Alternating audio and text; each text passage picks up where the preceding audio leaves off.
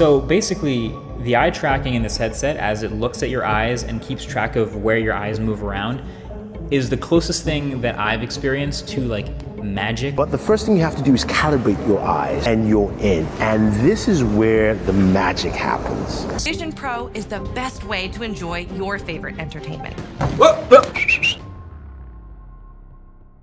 So let's address the elephant in the room. When you see this man, what do you really think he's watching? What do you really think he's recording? During the launch of the Vision Pro, Disney's CEO appeared and discussed about how Disney's content will be available on day one once the devices are being sold in the marketplace. But there's a hidden industry that is lurking around the surrounding that just can't wait for the Vision Pro to come out. So this industry is a highly addictive industry, and currently it already dictates for a large percentage of the amount of content across the world. With the launch of the Vision Pro, this highly addictive industry is only going to get more addictive, and more people will prefer to stay indoors and indulge in this form of content, because basically the Vision Pro is transcending the way we consume content from a 2D format to a 3D format. So every video niche ever produced in 2D will become reproduced again in 3D, all because of the new Vision Pros. Now, I'm not trying to paint a picture that this is a bad thing. However, this is an alarming thing because it will cause population collapse. Currently, people are heavily isolated by their mobile devices already. And if we paid close attention to the video ads that they showed when the Vision Pro was launched, you will notice a common theme. Many of the people that were using these devices were isolated. So unlike television, where multiple people can watch a show or a TV series together, the Vision Pro encourages more isolation, just like we can see in all of these examples. Now, some of you might be thinking, I'm just being an alarmist or I'm just exaggerating. However, studies have been taken now and people have learned that having more people around them in their lives makes them live longer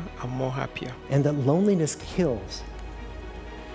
It turns out that people who are more socially connected to family, to friends, to community are happier, they're physically healthier, and they live longer. So this leads us to the next question. Why is Apple creating a product that will lead to population collapse? Should we say Apple is an evil company for primarily creating isolating products that make people want to use on their own and not want to share, that make people want to be alone, like the AirPods and your personal phone? All these products are isolating. And this is not a recent thing for Apple. Steve Jobs has always discussed creating isolating products. No, the fundamental problem here is that headphones are a miraculous thing.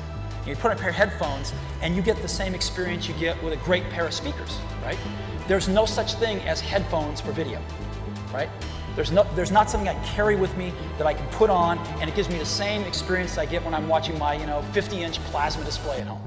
So this leads us to the next question, a bit like a chicken and egg question. Which came first? Was it because there was a high demand for isolating products whereby only you can enjoy by yourself without being affected? Or was it because Apple primarily focused on producing products that only people can enjoy when they use it primarily by themselves? I believe the answer lies in the fact that Apple is just a company, and just like every other company, they are going to focus primarily on what the customer wants. So Apple is focusing on producing isolating products because people in the modern day society are struggling to interact with one another within their environment. So instead, they will rather enter a virtual world to discover people just like them. And this is not new. When people join social media apps or Discord communities online, it's just reflecting the same thing. People are finding it more and more difficult to interact with the people within their environment. And now with the Apple Vision Pro, things are likely to get worse because people are not just avoiding the people in their environment, they're avoiding their whole environment. Many people are not comfortable with where they live, how they live, what they do for a living. They are always looking for an escape. It's no longer a pursuit of happiness, it's more like a pursuit for an escape. Whether it's in drugs, whether it's in your phone, some form of addiction, people are always trying to use it to escape their present reality, which brings us to the real problem on ground. Why are people trying to escape their reality? And now that is a whole new picture of the social political climate we are living in right now. With the rising inflation and the extremely expensive cost of living, people are looking for other means to exist and just avoid their day-to-day problems that they have to face. The real problem lies in finding ways we can address the real elephant in the room. And big tech companies actually have have this solution, because big tech companies, they have the scale of economics advantage, which basically means if they wanted to build a house, the cost will be far less, because they can build 1 million houses at a far cheaper price than a single individual can just build one house. However, people's attention is focused on escape,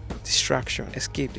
So companies will only do what people want, and since people are looking for escape and distraction, companies will keep on inventing new ways to assist people escape. However, if the whole population of the world, or a large percentage of the population, can focus instead on building sustainable homes and solving the housing crisis for most people around the world, then you will see that companies as well will start to focus on finding solutions with technology, with whatever information and resources they have, to build more sustainable homes. So the problem lies within the large population of users. If more individuals came together and assisted one another to build homes for one another, for instance, imagine 20 people coming together to build 20 homes. Do you get, like, the cost of building that home will be next to zero, aside from resources that they might need, but the manpower cost and the labor, the technical know-how will be transferable amongst them. So if companies are able to see this kind of behavior, many of these tech companies want to replicate it in a large scale, and many of these tech companies want to pursue the right things that will benefit humanity. But if humanity is not focusing on the right things for its own benefits, many of these companies will not do that for humanity.